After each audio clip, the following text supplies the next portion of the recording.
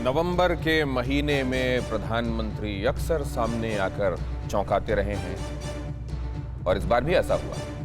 लेकिन इस माफीनामे की चर्चा हिंदुस्तान ही नहीं पूरी दुनिया में हो रही है।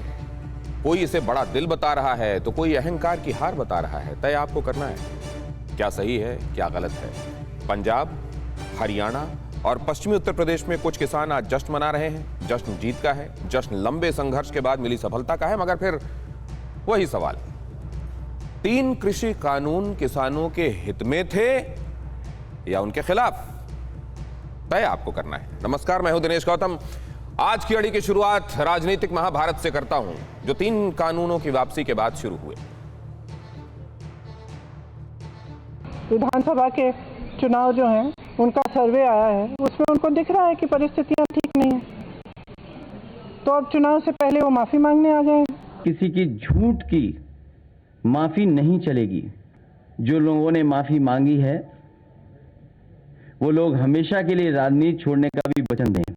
यही फैसला बहुत पहले ले लेना चाहिए था केंद्र की सरकार को। अहंकार के लिए उन्होंने ये कानून बनाया और इस गलत और काले कानून की वजह से 700 किसानों को अपनी जानें खोनी पड़ी।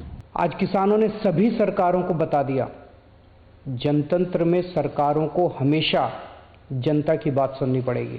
प्रधानमंत्री नरेंद्र मोदी जी ने अपना अपराध स्वीकार किया है।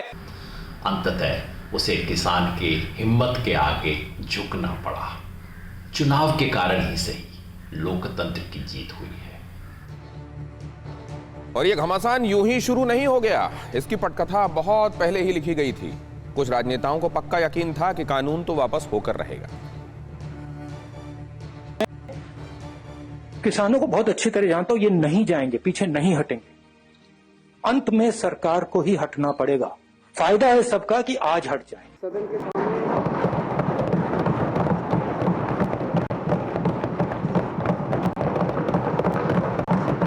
तो मैं अपने देश के किसान और अपने देश के जवान के साथ गद्दारी नहीं कर सकता। मैं भी पहले इस देश का नागरिक हूं, मुख्यमंत्री बाद में हूं।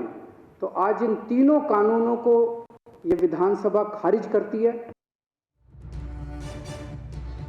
और जैसा कि आपने देखा, इस पटकथा के बाद जो तात्कालिक अंजाम हुआ वो भी आपके सामने टीवी स्क्रीन पर आ रहा है।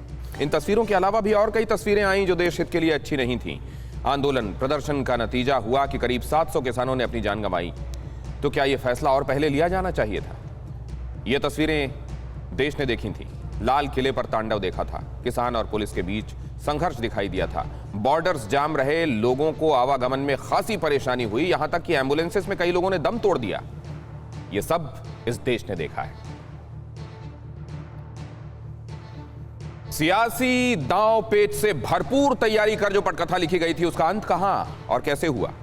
आज सुबह प्रधानमंत्री मोदी जब देश के सामने आए तो सबके समक्ष था ये।